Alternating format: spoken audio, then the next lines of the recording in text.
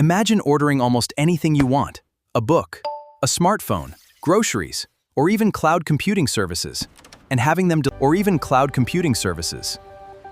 delivered to your doorstep. Today, Amazon is one of the most valuable companies on earth in a billion-dollar office. It started inside a small garage in Seattle, with one man, one computer, and one impossible dream.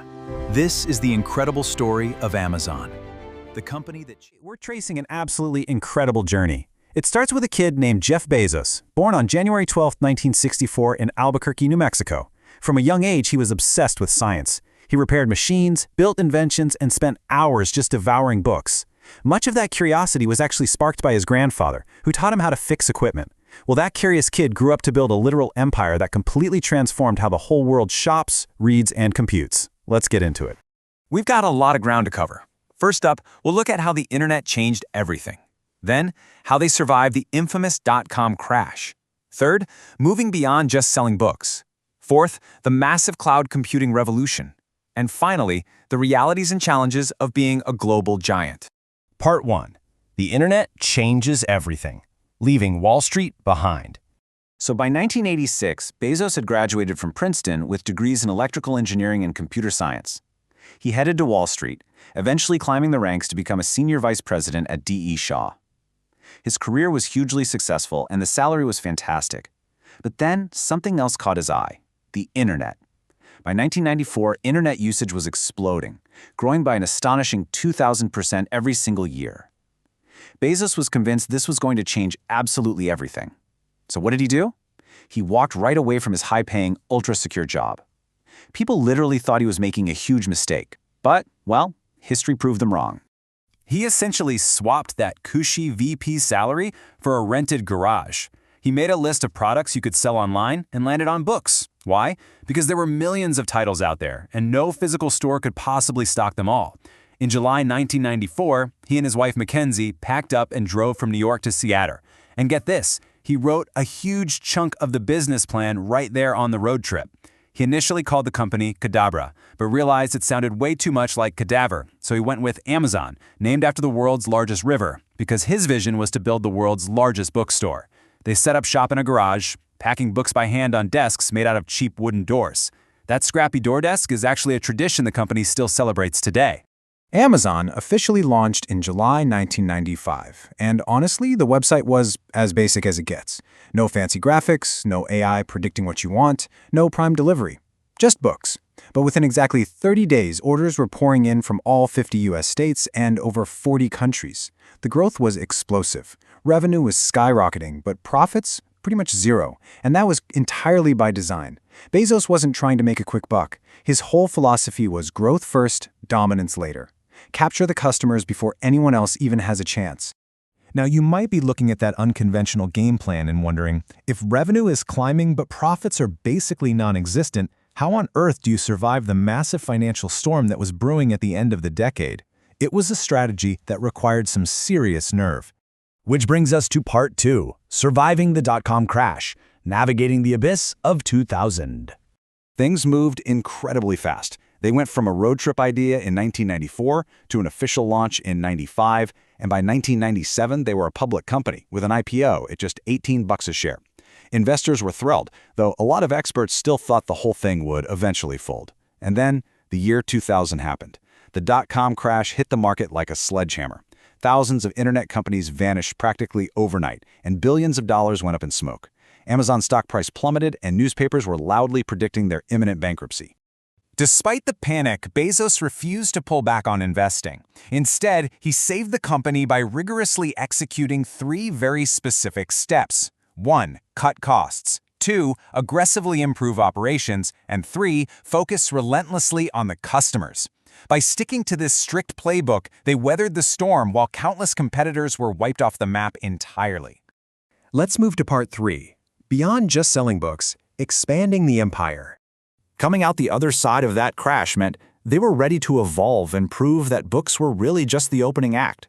They started expanding into electronics, music, movies, toys, clothing, furniture, home appliances, basically almost everything. They also introduced something pretty radical at the time: honest customer reviews. A lot of businesses were terrified of negative reviews back then, but Amazon embraced them completely. Customers trusted those honest opinions, and that trust quickly became one of their absolute biggest competitive advantages. Then, in 2005, they made a move that quite literally changed retail forever. They launched Amazon Prime. You pay one yearly fee, and in return, you get fast shipping.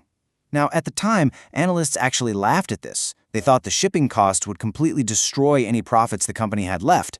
But instead, it turned out to be one of the greatest business ideas ever conceived. Millions of people became fierce, loyal customers who ended up spending significantly more every single year. This subscription model completely transformed the DNA of the company. Part 4. The Cloud Computing Revolution. Amazon's greatest pivot. The wild thing is, retail was only ever a fraction of the grand vision. You could argue their greatest business decision had absolutely nothing to do with shopping. In 2006, they launched Amazon Web Services, or AWS. Basically, this allowed companies to rent computing power online instead of spending a fortune buying and maintaining their own physical servers. This was a massive game changer. It completely removed a huge barrier to entry for new businesses all over the globe. Fast forward to today, and AWS is one of their most profitable divisions. It's this invisible, essential backbone running behind the scenes for thousands of businesses. We're talking streaming services, major banks, governments, scrappy startups, and massive corporations. They all rely on this cloud infrastructure to keep the lights on every single day. Right on the heels of that tech leap, they circled back to their roots. Books, but with a major twist. In 2007, they dropped the Kindle. This digital reading device instantly turned the publishing industry upside down. Suddenly, you could buy a book instantly without ever setting foot in a bookstore. It opened up incredible new doors for authors, too, giving independent writers the power to publish globally and reach readers directly. Finally, Part 5. Global Giant, Global Challenges. The reality of massive success. You don't get that kind of relentless expansion without facing some serious scrutiny. As a true global giant, they deal with very real concerns. People are asking tough questions about worker conditions, market competition, privacy, counterfeit products on the platform, environmental impact, and their tax practices. When you have a footprint this massive, intense public and regulatory attention is a given. To look at the full picture impartially, it's important to note how the company has responded to all of this. They have made significant investments in worker safety, launched sweeping sustainability initiatives, pushed for transitions to renewable energy, and rolled out broad operational improvements. But of course, the public debate around all these incredibly complex issues continues to evolve today. Through all the massive success and the heavy scrutiny, one thing never changed. They never stopped experimenting. Look at tech and AI. They brought us Alexa, Echo smart speakers, advanced robotics, and even cashierless stores. In media, they're heavy hitters in video streaming, music, and gaming. And looking ahead, they've ventured into healthcare, and Jeff Bezos has even taken aim at space exploration with his company Blue Origin. Sure, lots of projects failed along the way, but the ones that worked, they completely reshaped entire industries. Even after reaching hundreds of millions of customers worldwide and overhauling how we shop, read, and compute, Bezos has always clung to one core philosophy. He famously says, "It's always day one." It's a reminder to his team that a company should never, ever stop innovating. It really goes to show how one single idea, when paired with just relentless execution, can fundamentally change the world. So, as we wrap up this explainer, I want to leave you with one final provocative thought to chew on.